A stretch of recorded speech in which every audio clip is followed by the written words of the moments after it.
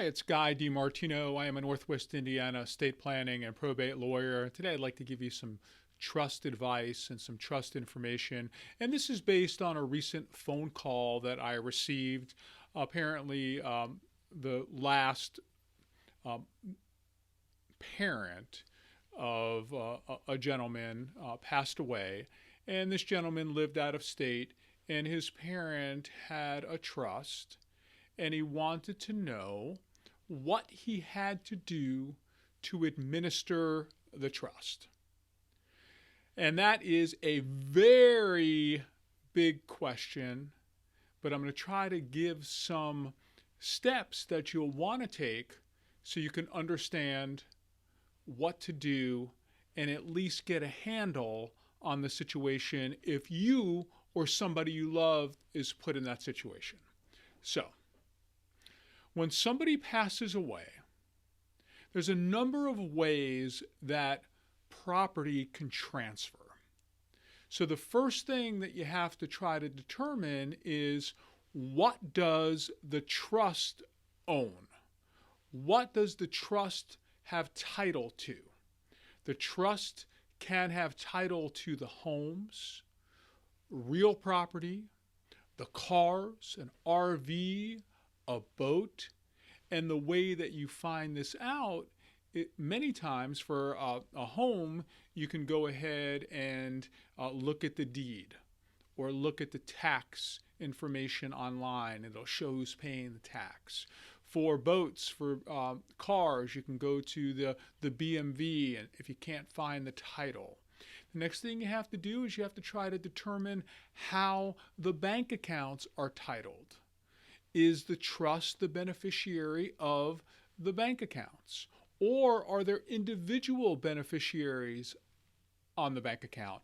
Or is there no beneficiary on the bank account? And if that's the case, you might have to go through the probate process in order to get those funds and either put them in the trust or distribute them through the will, depending upon whether the will has a pour-over provision or not. The same thing with any life insurance or any pension plans. Most pension plans will terminate at the last person's death, but some pension plans might have a death benefit. Are they going by beneficiary designation?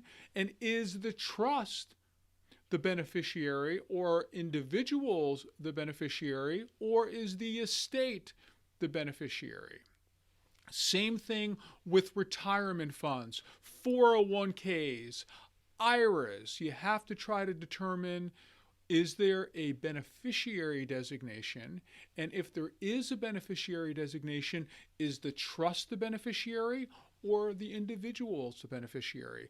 Because you can have a lot of property pass depending upon how the person set up their estate plan without having to go through the trust. The property can pass outside the trust by beneficiary designation. For instance, the 401k might go to the kids or the grandkids just by beneficiary designation. Or life insurance might go by beneficiary designation, or the trust can be the beneficiary, and then the life insurance proceeds will be used in the trust and eventually be dispersed based on the beneficiary designations inside the trust. So that is my advice to this person who called. First, you have to sit down. You have to determine what property there was, whether it's real property or personal property, and then you have to find out how the property was titled. And the way that you can do that is you can go ahead with some parts of the trust document. If there's a certificate or affidavit of trust, you can take that along with the section of the trust that shows who the successor beneficiary is, along with the signature pages. And then you have to do like I do when I administer a trust. I go and I make an appointment with the bank, and I sit down with the bank and I say, are there any accounts in which the trust is the beneficiary? I call up the mortgage company. I call up the financial planner or the financial advisor or the insurance company.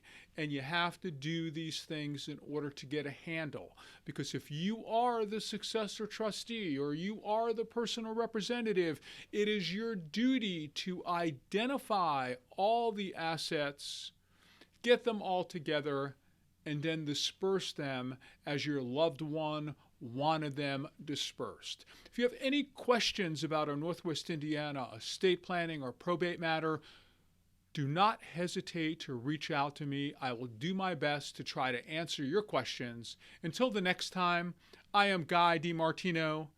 Have yourself a great day.